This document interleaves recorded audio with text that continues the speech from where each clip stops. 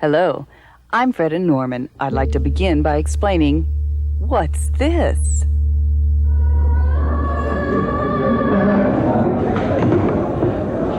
Could I have the ketchup, please? Excuse me. Could I have the ketchup? The burger here. I'm sorry. I didn't mean to just. I can't hear. Nothing. Oh, well, I'm sorry. I didn't know. Have a. Yeah. That's good.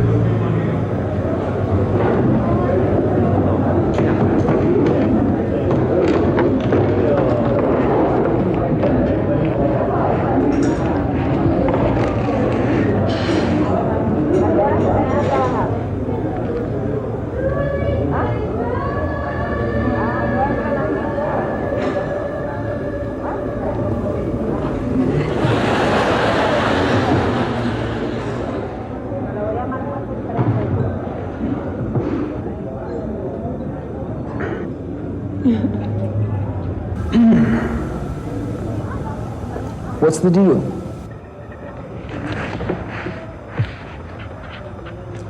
Death.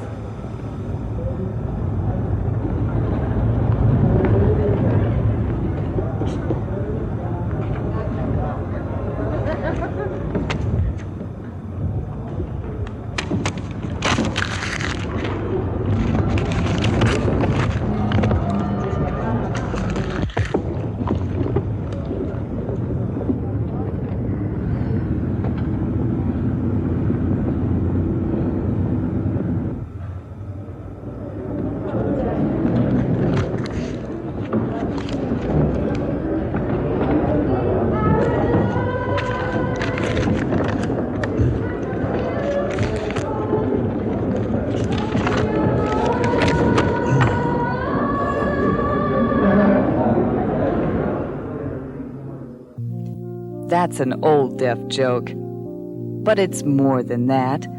A people's humor can reveal a lot about their culture. Through the telling and retelling of jokes and stories, people develop a sense of belonging and form strong cultural bonds. This is one of the functions of folklore.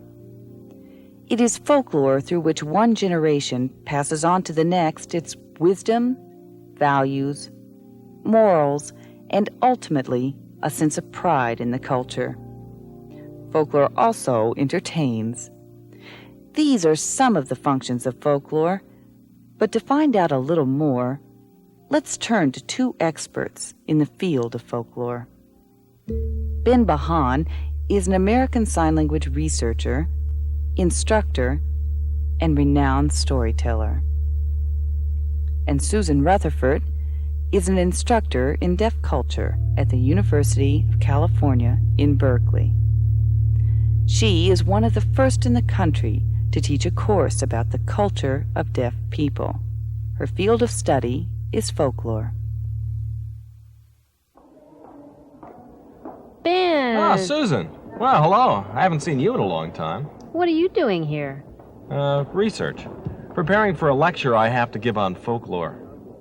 Oh, well, I have some videotapes at my office that might help. Oh, yeah? Want to come see them? Sure. How about this afternoon? Fine. This afternoon's fine. Great. I'll stop by. Good. See you then. How did a hearing person get interested in the study of deaf folklore? Well, while I studied at the University of California in Berkeley, my major was folklore. Is that the sign for folklore? It's the sign we use locally, Anyway, while at the university, I had a lot of deaf friends. There's a strong deaf community here, and it's very rich in folklore, which fascinated me. I began to collect jokes, stories, games, and analyze them, and pretty soon I was hooked. I've been working on a videotape. I'd like to get your opinion on it. Would you like to take a look? Sure. Great.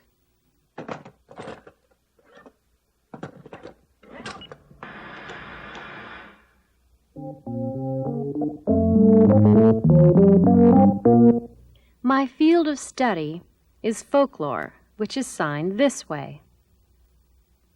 Much of my recent work has concentrated on the folklore of deaf people. The study of folklore involves 3 steps: collection, classification, analysis. First is the collection of the items themselves, finding information about them and recording them. Second is the classification of the items into different categories or genres. Third is the analysis of the items. This is done by taking the collections as a whole and making connections to see what can be learned from them. This tape will show how these 3 elements apply to deaf folklore. We will show a number of examples and further explain this 3-step process. Let's watch. There are 2 reasons why people might collect folklore: to study or to preserve it. No matter which reason is yours, it's important also to collect some background information from your informants, such as their name, their age, where they're from, what residential school they attended, what languages they know: English, Spanish, ASL. Finally, it's important to record where and when you collect each item. For example, Marlon Koontz will be telling us a story. What's his background? He grew up in Northern California. His family is deaf. He attended the California School for the Deaf in Berkeley. He knows both ASL and English. Our first example is an anecdote. Marlon Koontz from the California School for the Deaf tells of a speeding deaf driver. Here's a story about a hearing hitchhiker and a deaf driver. Now, this deaf guy is driving along and picks up a hitchhiker on the highway and begins cruising at his usual 80 miles per hour. Well, before you know it, they get pulled over. The hitchhiker's thinking, "Oh no, we're in for it now." The cop comes up to the car. The deaf guy signs, "I'm deaf." And the cop with chagrin says, "Okay, but take it easy. Not so fast." Sure, the driver says, and he's sent on his way. And as soon as the cop is out of sight, the guy floors it again, and a second time they get pulled over. The hitchhiker thinks, "Boy, what's going on here?" Another cop approaches. The driver says, "I'm deaf." The cop only reprimands him. Slow down, etc., and sends him on his way. The hitchhiker thinks, "Boy, the deaf sure have got it made." And after a while, the driver gets tired and asks her to take over. "Oh boy, gladly." So she's traveling the speed of light when the sirens blare, but she's ready with her story. She just looks at the cop and signs, "I'm deaf." And in fluent sign language, the cop replies, "So are my parents," and writes out the ticket. Folklore is classified into different categories, called genres. To give you an idea of what deaf folklore is like, we've chosen examples for each of the genres. We just saw an example of this first genre, anecdote, told by Marlon Koontz. Now we'll show you examples of each of these categories. Dr. Byron Benton Burns describes one of the early alarm clocks used by deaf people. There was one boy at the school where I taught who made clocks for all the deaf people in the area. Not just any clock, alarm clocks. These clocks worked like this. On the shelf over your bed would be a wind-up clock. Under the shelf would be two slats of wood hinged together, sort of like a drawbridge. Now, the outer board had a hook that latched onto the key of the clock. And on that board would be a piece of lead to make it heavy. When the alarm went off, that board would come unhooked and hit the bed. And let me tell you, it hit with such a bang that it shook us right out of bed. That's how I woke up for many years, until I got my radio clock. Continuing on the same theme, Dr. Burns tells a tall tale, The Deaf Miner. There was a deaf man in Montana who worked in the mines. He used to use an old flat iron to wake up every morning. That was his alarm clock. Now, I don't know how exactly, but somehow he rigged it up so that the iron was suspended from the ceiling by a string that was attached to a wind-up clock, so that when the alarm went off, it'd release the string, and the iron would hit the floor with such a force that it shook the whole house. All the neighbors for miles around relied on that flat iron dropping to get them out of bed every morning. Well, one day, the man got married. He and his bride went away on their honeymoon and were gone for 3 days. When they came back home, lo and behold, they found no one had worked the mines for 3 days. The whole town was still asleep, just waiting for that flat iron to drop. Olin Fortney tells the legend of the Deaf Zen Game. One time there were these two deaf guys just standing around shooting a bull. They began to play the Deaf Zen Game, which goes like this. The object is to try to catch your finger with one hand. Not two hands, just one. So one guy turns and asks the other, "Can you catch your finger? Can you?" "Sure I can." And he becomes maniacally obsessed. Nothing can make him stop. Night and day, that's all he does. Finally, he's taken away, where to this day he is still trying to catch his finger. Recounting one of his father's stories, Ken Norton shares a family tale, the building of the Bay Bridge. The construction of the San Francisco Bay Bridge lasted from 1933 until 1937, making convenient travel between San Francisco and the East Bay possible. My father worked in San Francisco, not far from where the bridge building was going on. Every day at noontime, he'd take his lunch bag and study the construction workers up on the scaffolds, erecting the bridge. Before I go on, I should explain to you that at that time they didn't use welding. If you recall, that hadn't been invented yet. Instead, smooth, bolt-like rivets were used. They'd fit two beams together, lining up the holes on each, and then stick the bolts through the holes. On each side of the girder stood men whose job it was to drive in the bolts with an air hammer. Well, you get the idea, huh? Every day, my father would go and watch them.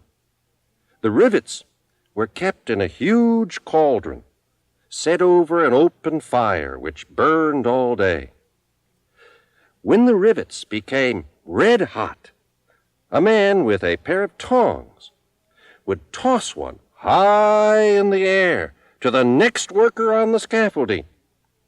That man would then try to scoop the rivet out of the air with a big funnel, and with a pair of clamps quickly shove it into a hole, pounding it into place with an air hammer.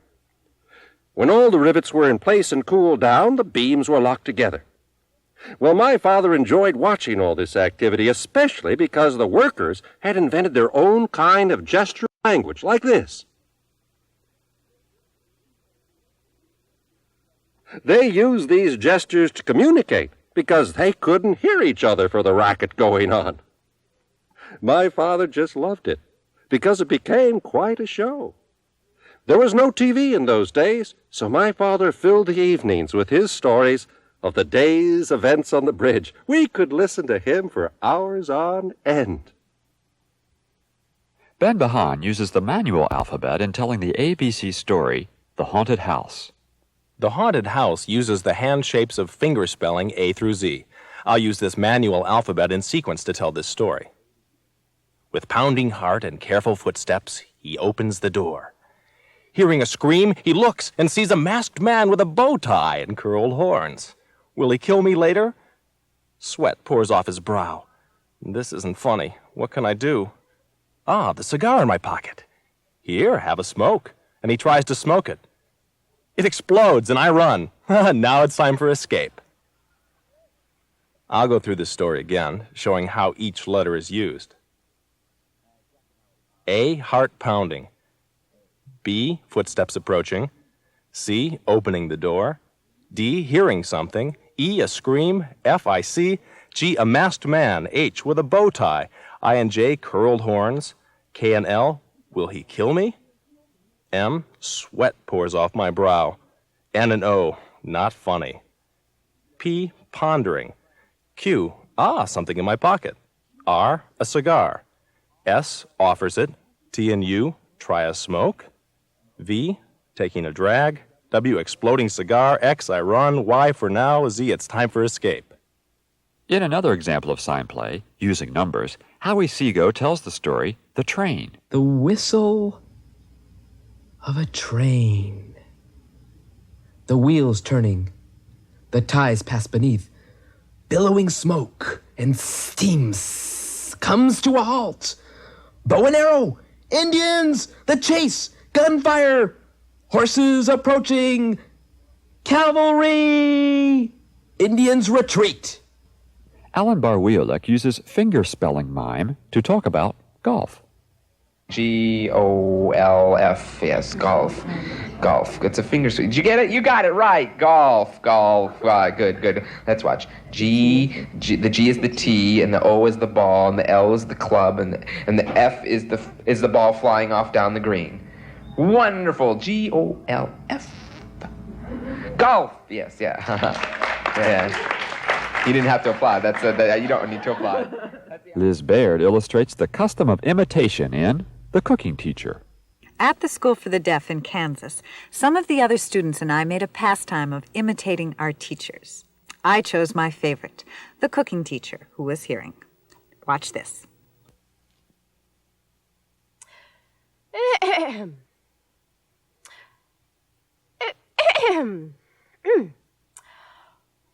We will talk about the etiquette of serving. Now I will explain how to hold, yes, serve, how to serve the plate. Voila, the plate. Please, do not put your thumb like this. This is very bad. Put your plate, you lay it on your fingers like this.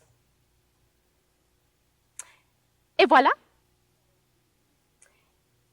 It's very easy. Easy. E-A-S-Y. In the study of folklore, analysis plays an important part. In order to analyze folklore, you must gather as much additional information as possible from your informant, such as, how did he or she learn it? From whom? Under what circumstances? And when? Where is it traditionally performed? And by whom? It's essential to document this information as well. Now, do you analyze this information alone? No, it's of equal or sometimes of greater importance to find out what the people themselves think. Therefore, you should ask questions, such as, what is your analysis of the item? What do you think it means?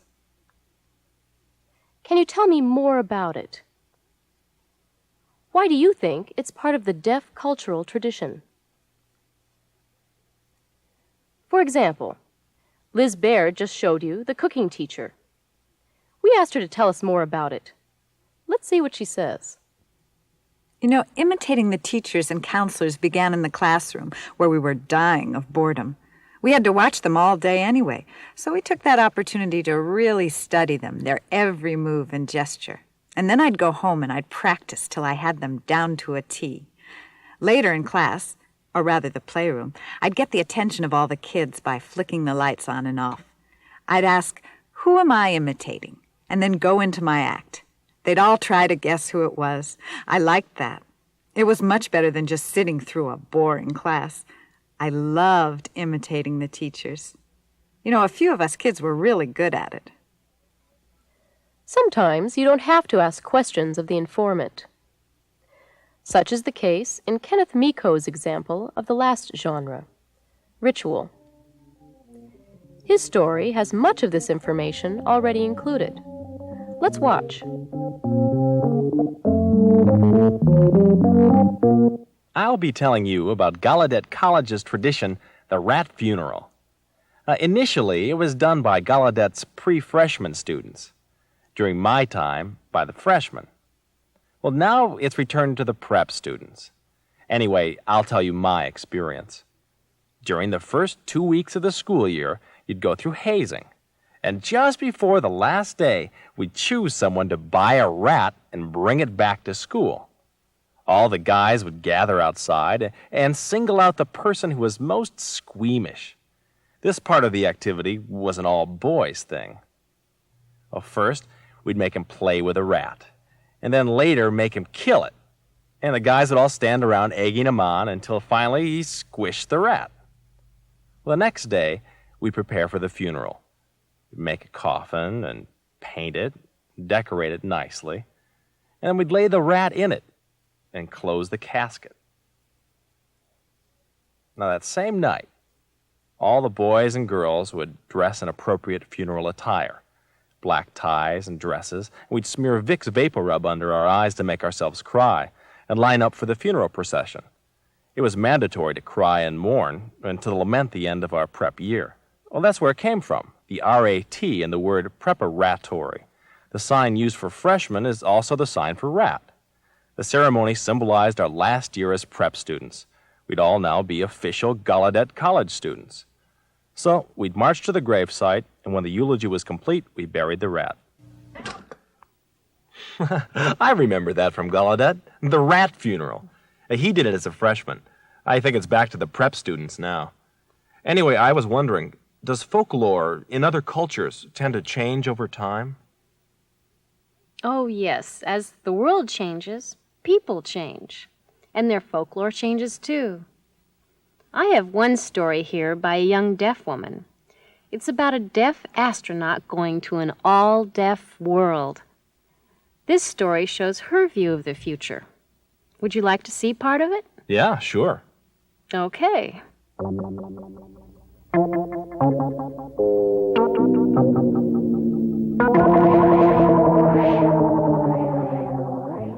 Months have passed since the first deaf astronaut lost contact with Earth. He lands on a planet and finds that the people on it are deaf.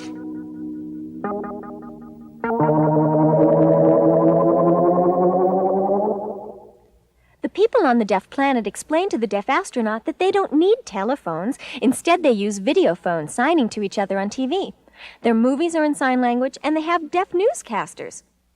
The astronaut says, "Sure is different on Earth. There the hearing are the majority and the deaf the minority.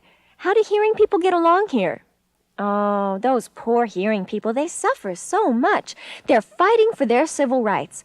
They have a National Association for the Hearing, a telephone interpreting relay service, and a hearing counseling advocacy and referral agency, which helps hearing people who are frustrated looking for jobs. Oh, it's rough for them. We deaf teach them, give them legal advice, counsel them, and help them find jobs. Oh, well, that's really interesting. Everywhere they go, people are signing. The guide nudges the astronaut and says, "Take a look at this," and points up. The astronaut looks at a marquee flashing, "The Hearing Club." Oh, this is really funny. Come on, I've got to show you this. It's hysterical. It's really dark inside, and they can feel the floor vibrate. The astronaut asks, "Well, what's going on? This is really strange." "Oh, this is what they call music. In a room full of moving mouths," the guide explains, "this is how they communicate." And standing on stage is a real bombshell with her mouth wide open, eyelids fluttering, doing, "Ah!" Although the astronaut has enjoyed his stay on the planet of the deaf, he has decided to repair his ship and return to Earth. And the astronaut begins his journey home.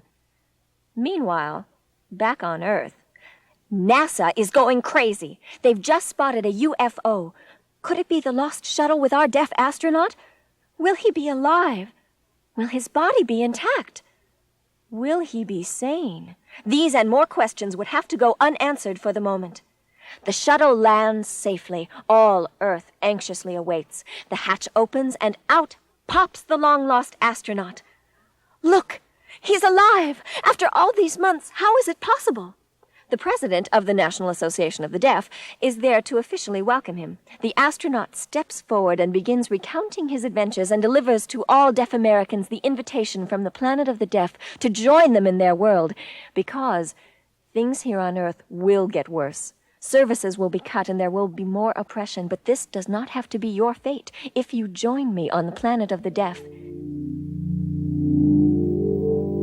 A deaf planet? A dream? Maybe. Whatever the future brings, our folkloric traditions will continue to reflect our changing world. Through the study of our folklore, we can appreciate each example separately, and by comparing them, seeing how they're told, and analyzing why they're passed down, we can get a more complete picture of the culture and folklore of deaf people.